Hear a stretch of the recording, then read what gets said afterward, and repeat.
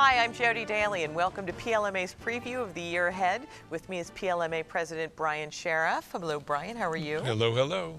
You know, 2010 is over and a new year has begun. But what does this mean for store brands? Brian, I think you're the expert on that. Well, I think 2011 is going to be a green light for store brand growth. 2010 was very good, a lot of optimism, a lot of people feeling that the future was ahead and going to be very good. But now we're beginning to see retailers committing to new products. We're beginning to hear new attitudes on the part of some retailers who had been reluctant. So 2011 is going to be one solid, good growth year for store brands. Perfect, perfect. Well, how will supermarkets fare in 2011? Michael Sansolo, I know you're out there, so what do you see ahead? Well, Jodi, much like last year, 2011 promises to be a complex time for supermarkets, with reasons for both optimism and concern. First, the tough economic times have shoppers focused on ways to reduce the amount of money that they spend on food.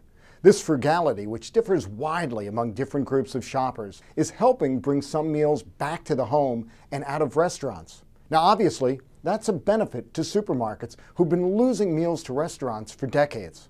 Additionally, it's very clear that private label continues to be a big winner in the supermarket.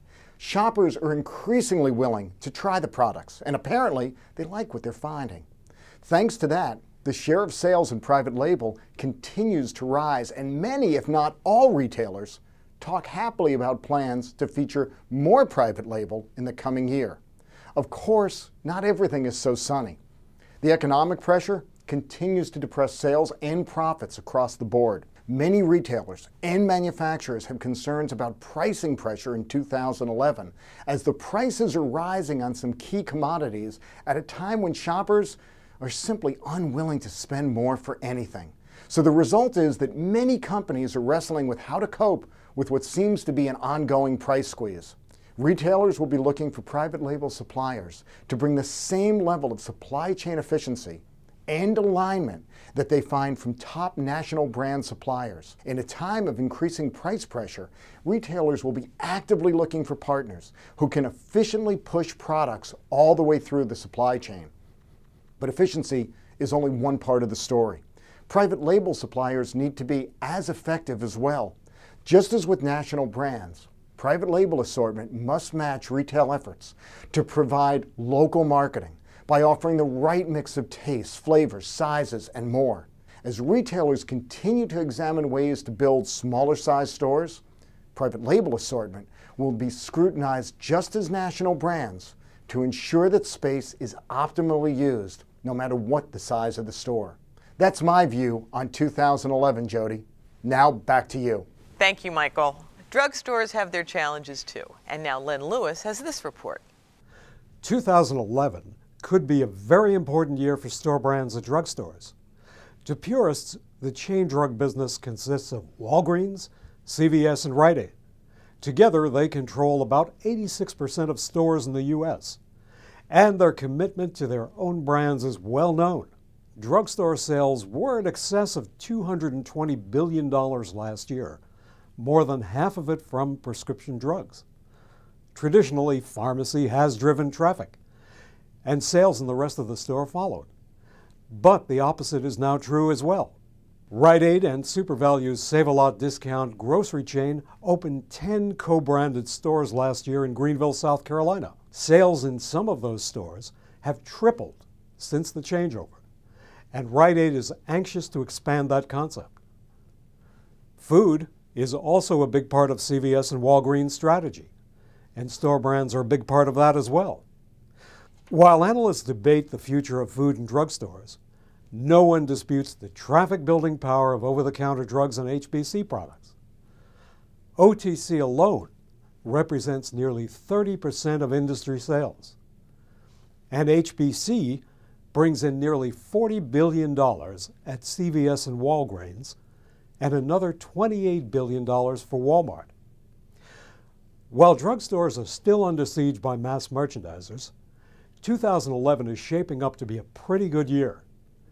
A survey by Symphony IRI found that 53% of shoppers will buy OTC products at drugstores, and 45% of them will purchase private labels. Meanwhile, over 40% will also buy store brand vitamins and supplements. The beauty and personal care business is already a $6 billion category for private label and growing 4 times faster than national brands. But store brand growth isn't isolated to specific categories, it's across the board. While difficult economic times are creating opportunities for these low-price products, many retailers will be focusing on higher quality premium lines in 2011, which they feel have the credibility to outsell national brands. Jodi? Thanks, Len. Mass merchandisers, meanwhile, have changed the rules of the game for all retailers. David Merrifield has some thoughts about this channel. Well, thanks, Jodi. You know, there's no doubt that mass merchandisers have had a tremendous impact on all channels of trade. They've changed the way retailers acquire product, how they price product, and they've changed how consumers make buying decisions. In fact, by moving into food, they have reconfigured the basic structure of retailing in the United States. But the question is, how will these profound changes play out in the year ahead? Both Walmart and Target face the prospect of increased competition from other trade channels and will be making internal adjustments to defend themselves. Walmart will be refocusing on price leadership by returning to its EDLP roots, while Target will continue its successful rollout of P-Fresh stores. And both of those developments in turn will have implications for other trade channels, such as drug and supermarket, both of which will increase their counterattacks on mass merchants in 2011. And when it comes to the leading mass merchants themselves, dollar stores have become the shopping venue of choice for a small but growing consumer segment. Many consumers find that dollar stores' edited product lines and shopping center locations provide a much easier shopping experience. Their beachhead may be turning into a battle zone as they quickly expand to food while keeping price points constant or declining. Dollar stores are stressing the increasing quality of their food products by means of their high-quality private brand extensions. Meanwhile, mass merchants' food proposition will continue to be under attack from limited assortment stores as well, such as Aldi and Save-A-Lot. Those retailers also offer edited and low-priced assortments of product, mainly food, along with easy in-and-out shopping experience. Both offer extensive private brand lines that are high quality. The bottom line for mass merchants is that despite their undeniable growth in both food and non-food, the new year is likely to usher in new challenges from both traditional formats and limited assortment retailers when it comes to price leadership and shopping convenience. Back to you, Jodi. Thank you, David. Now, what do you think consumers are going to do in the years ahead? Well, research may give us the answers. Jodi, with me is Joe Azanaro, editor of PLMA's Private Label Yearbook, which tracks sales and market share data for more than 900 product categories. Joe, what kind of a year did private label have in 2010? Tim, it was a very good year for store brands. Let's go right to the benchmark numbers that we always look at.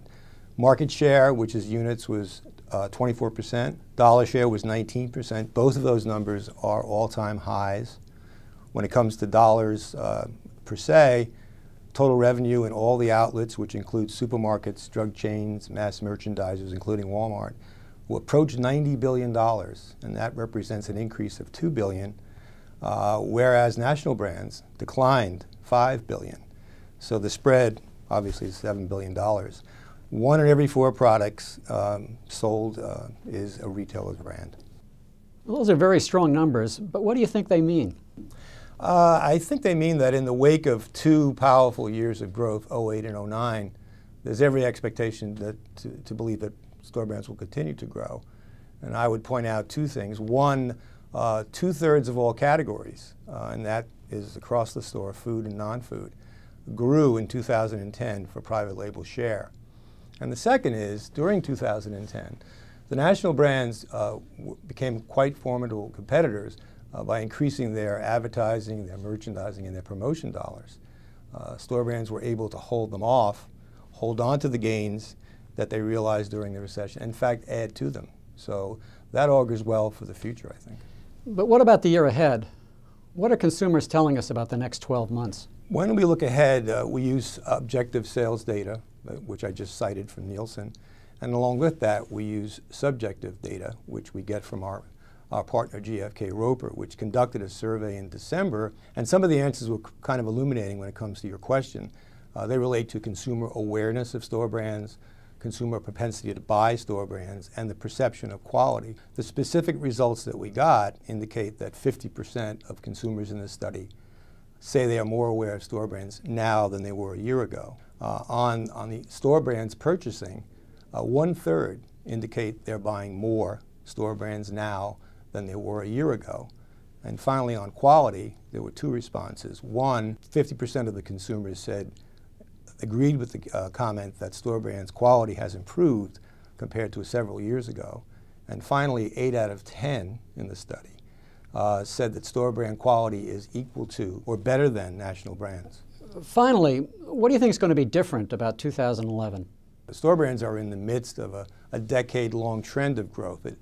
There was a 2-year surge, as I mentioned, but the growth trend predated the recession. There's every reason to believe it will continue after.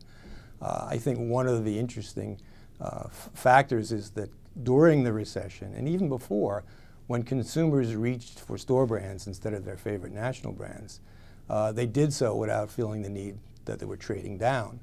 And I think the good experience that they got with respect to performance, quality, and value would indicate that when good times return, they're not likely to return to national brands either. This has been proven in previous recessions that store brands were able to retain a good portion of their gains when good times returned. But I think this time, this recession, I think store brands will be able to retain a greater percentage of their gains simply because store brands themselves are better, and marketers are better, chains are better, suppliers are better. Thanks, Joe. What are the product categories that are likely to grow for store brands in 2011? According to Consumer Edge research, cooking oil, tomato sauces, jams and jellies, snack nuts, and condiments. On the non-food side, paper towels, trash bags, cooking storage bags, liquid hand soap, and cough and cold remedies. Back to you, Jodi. Thank you, Tim. Now, as we look ahead to 2011, it really sounds like a lot will be happening at PLMA. And Brian, I want to know what's on your calendar. Well, we have the usual programs, and we then have some new ones. In March, we will have our annual meeting and leadership conference, which will be held in Arizona. The conference theme is going to be the way in which retailing is going to be changing over the next 5 or 10 years and what has to be done to adjust manufacturers' needs and manufacturers' programs. We have our executive education program in June. We do it at St. Joe's in Philadelphia. That's your hometown. That's right. And that program has just grown each year, and both in terms of the numbers of students as well as the sophistication of the content. Summer is always nice, but in fact, busy time because we have to prepare for the Washington Conference, which comes in early October. And we go down as a small group and we talk to the legislators and the regulators to see what's on their mind.